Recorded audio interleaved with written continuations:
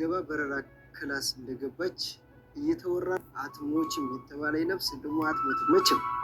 ሰበር አስደሳች ዜና! እቺ ልጅ ሁላችሁም ታውቋታላችሁ ብዬ አስባለሁ። በሳውዲ ውስጥ የሞት ፍርድ ተፈርዶባት፣ ነገር ግን ለእሷ ክፍያ በርካታ የኢትዮጵያ ገንዘብ ተሰብስቦ የእሷን መፈታት ሁሉም ኢትዮጵያዊ በጉጉት ሲጠብቅ ነበረ። ታዲያ በዚህ ሰዓት ስለ እሷ እጅግ አስደሳች እጅግ የሚያስደስት ዜና እየተሰማ ይገኛል። እሷም ተፈታ። የሚቀጥለው ሰኞ ወደ ኢትዮጵያ ለመምጣት ፕሮሰስ እየተደረገ እንደሆነ እየተነገረ ይገኛል። በእሷ ጉዳይ ላይ የተጨነቃችሁ፣ በእሷ ጉዳይ ላይ ሀሳብ ገብቷችሁ የነበራችሁ በሙሉ እንኳን ደስ አላችሁ። አልሐምዱሊላህ። እህታችን ላይላ ኑር ሰቦ የበረራ ፎርም ሞልታ ለፊታችን ሰኞ ወደ ኢትዮጵያ በረራ ለማድረግ በረራ ማቆያ ክፍል መዘዋወሯ እየተሰማ ነው። ይህ ትክክለኛ መረጃ ነው። እንግዲህ እህታችን ላይላ እንግዲህ ለሀገሯ እንደምትበቃ ነው መረጃዎች እያሳዩ ያሉትና ሁላችሁም እንኳን ደስ አላችሁ። ከዚህ ውጭ ሌላ ነገር ማለት አላህን ማስቆጣት ስለሆነ እንግዲህ የመሞቻ ቀኗን ስትጠብቅ የነበረች እህታችን ለሀገር መብቃት ማለት የቀጠሮ የቀን የትላንት የዛሬ ነገር ካልሆነ በስተቀር ሌላ ምንም ትርጉም የለውምና ለዚህ እንድትበቃ ያደረጋችሁ ኢትዮጵያውያንና ሌሎቹም ደጋግ የሰው ዘሮች በሙሉ ምስጋና ይገባቸዋል። እህታችን አሁንም በሰላም ለሀገርሽ ያብቃሽ ማለት ነው። አሰላሙ አለይኩም ወራህመቱላሂ ወበረካቱ። ሰላም ወጥቶች ይግራችሁ ሰላም ናችሁ? እንኳን ደስ አላችሁ። እኔ በጣም ደስ ብሎኛል። ምክንያቱም በጣም አዝኜ ነበር። በነገራችን ላይ ለዚህ ልጅ ሁላችሁም አልቀሳችኋል፣ ገንዘብም አዋጣችኋል። ብዙ ጊዜ ለምንድነው የማትገባው ወደ ሀገሯ ለምንድነው የማትገባው እየተባለ ብዙ ጥያቄዎች ተነስተዋል። ሳውዲዎች ግን ማለት ነው ትለያላችሁ። ምን ተገይቶ ነው? ቆይ ምን ተገይቶ ነው? እኛን ወደ ሀገር አስገብታችሁ ምን ተገይቶ ነው? ይሄን ያክል ርህራሄ እንደዛ ጭካኔ እኛ ላይ ተደርጎ ያ ሁሉ 300 ሰው አንድ ክላስ ውስጥ እየታሰረ ሰው ሲሞት አንድ ቀን እያደረብን ሲያወጡ እንዳልነበረ ዛሬ ግን ሰላም ሆኖ ስንት እስረኛ ተፈርዶባቸው የነበረው እስረኛ ስንት እንደገባ ታውቃላችሁ?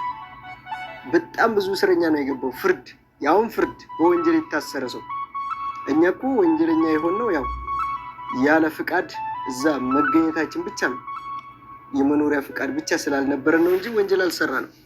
ከምንዘራ ቦታ ተይዘን ተገደን ነው ስንጎዳ የነበረው። አሁን ግን በቃ ፍቅር አጫውቷችኋል። ኧረ ይመቻችሁ፣ እስከ መጨረሻ ያርግላችሁ። የምሬ ነው።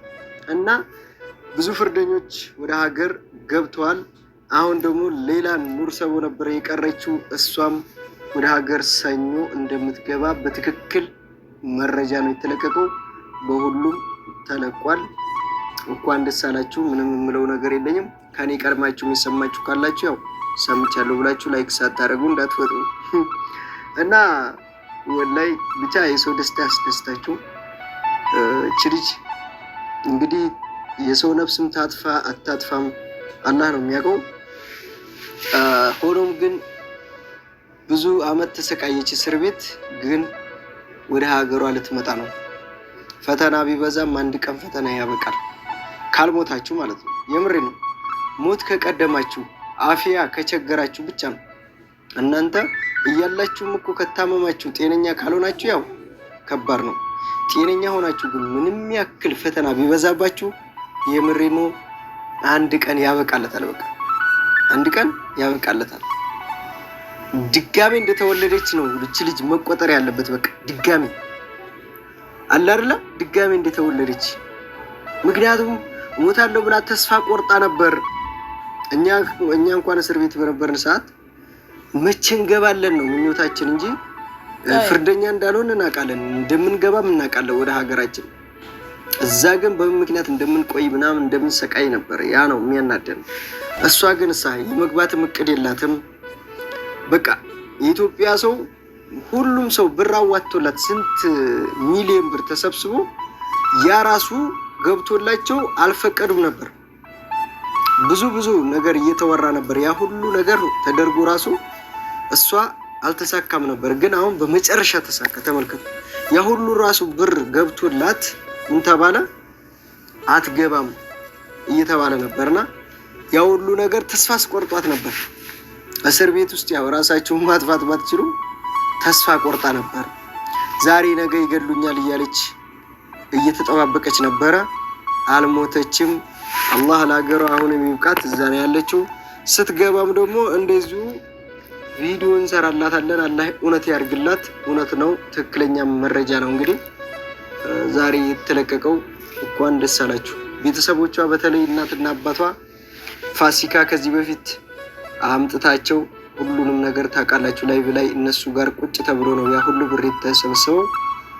እናት ራሱ አሁን ምን ያህል ደስ ይላታል። በነገራችን ላይ እኛ የሆነ ነገር ሲደርስብን የሆነ ነገር ስንሆን እናት በህይወት ካለች ምን ያህል እንደምትሰቃይ አታውቁም። የምሬ ነው። በጣም እናት ናት የምትሰቃየው። አሁን ባህር ላይ እየሄደ ለሚሞት በሰው ሀገር ላይ ለሚቀር በስደት ሀገር ለሚቀር እዚህ የምትሰቃየው እናት ናት። የምሬ ነው። ሌላው አንድ ቀን ሆይ ሆይ ብሎ ይረሳቸዋል። እናት ግን ምንጊዜም አትረሳቸውም። ሁሌም እንዳለቀሰች ልጄን እንዳለች ነው የምትኖረው። የምሬ ነው።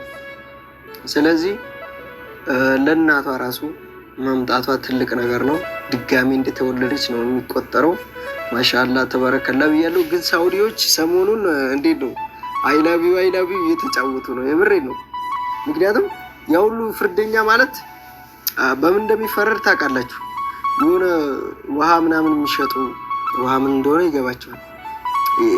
ፈቃድ የሌለው ነገር የሚሸጡ እንትን ዘዋዋሪዎች ብዬ ግልግለጽላችሁ እነዛ ናቸው በጣም። ምክንያቱም የታወቀ ነው።